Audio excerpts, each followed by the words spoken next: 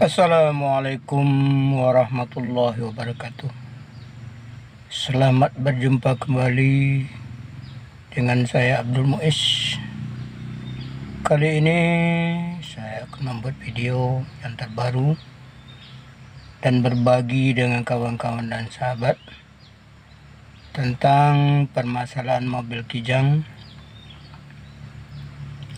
Sebelum video ini kita lanjutkan, jangan lupa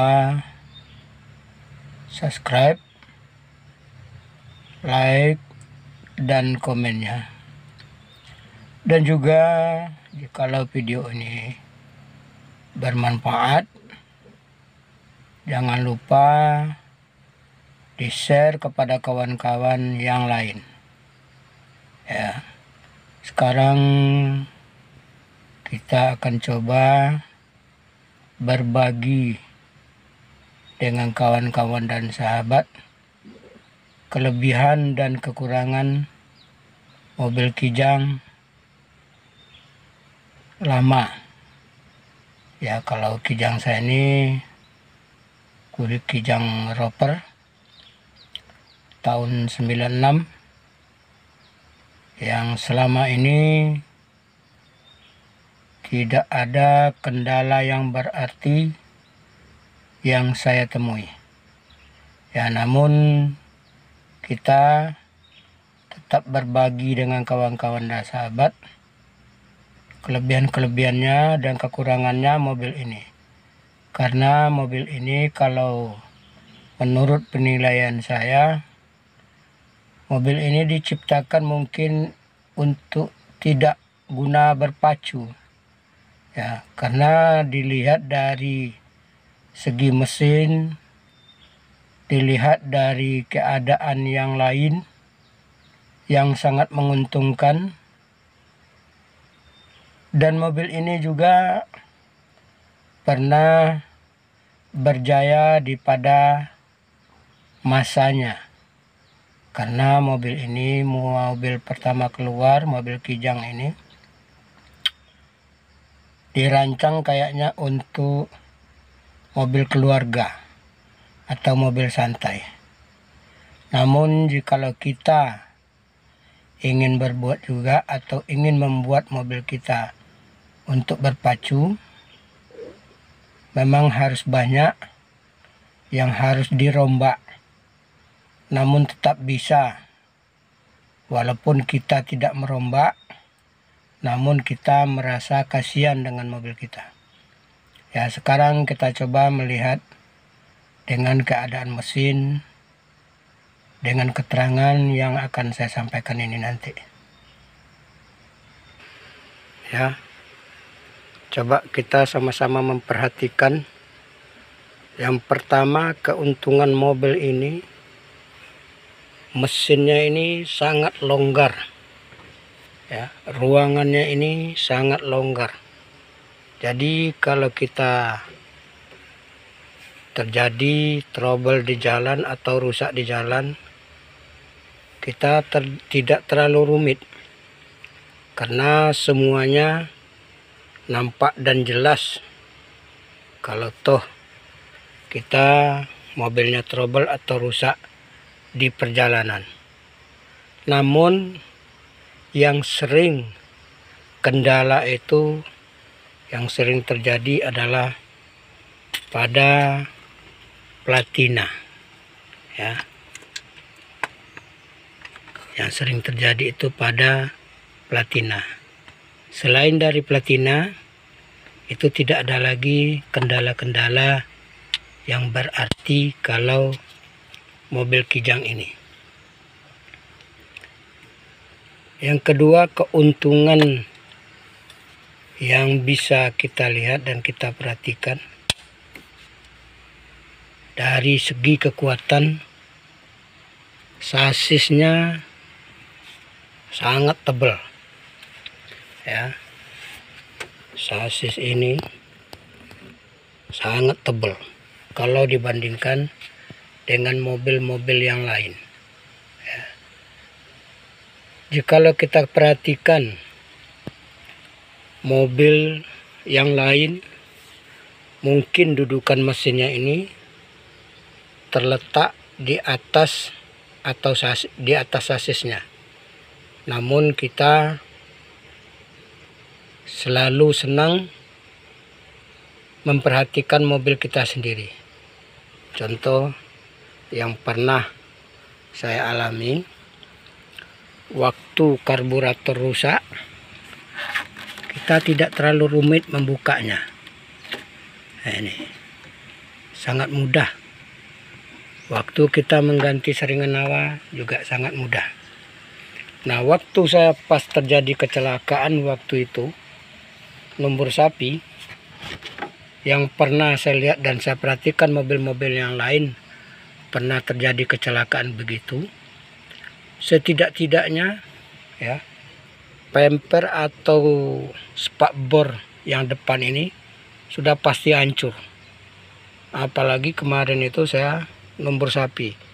Ini alhamdulillah karena di depannya ada sasis, tengah ada sasis, secara otomatis yang ini cuman melihat batas ini aja. Ya. Nah, batas ini melihat batas ini. Tidak sampai ke dalam ini. Padahal yang saya tumbur itu sapi. Ya, sapi itu sangat besar sehingga sapi saya tumbur itu ambruk. Nah, ya, beberapa waktu baru dia bisa berdiri. Ini keutamaan-keutamaan mobil Kijang lama ini. Kalau kita perhatikan lagi, toh sebagai pengalaman yang pernah saya alami, mobil ini pernah juga mati mendadak di perjalanan karena radiatornya bocor waktu itu.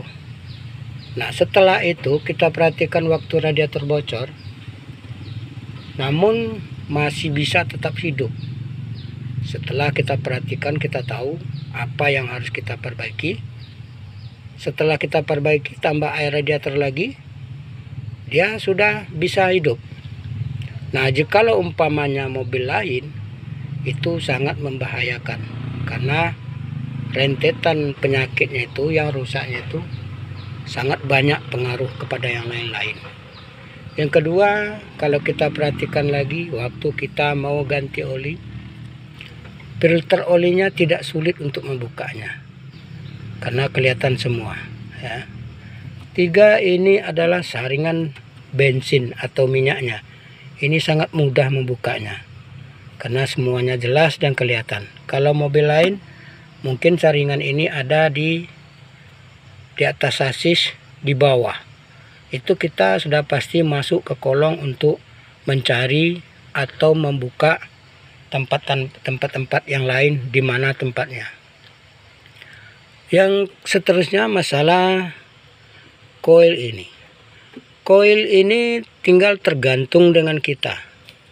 Sesuai dengan tutorial yang pernah saya buat beberapa waktu lalu, yang sering terjadinya itu adalah pengecilan pada ujung kabel. Nah, ujung ini dia kecil, mengecut. Jadi kalau kita pingin bagus, kita colokkan obeng, kita mekarkan. Coba dimasukkan lagi. Setelah dia masuk nanti, itu secara otomatis dia akan kerasa seret. Ya. Nah, kita coba masukkan kayak gini. Nah, ini kan dia terasa seret, berbunyi dia. Artinya dia nyantol dengan pinggir ke pinggir. Inilah yang sering terjadi permasalahan koilnya panas. Ya. Seterusnya bagi kawan-kawan dan sahabat, kalau toh AC-nya rusak, kita tidak terlalu rumit membukanya. Karena sangat jelas dan sangat nampak sekali semuanya.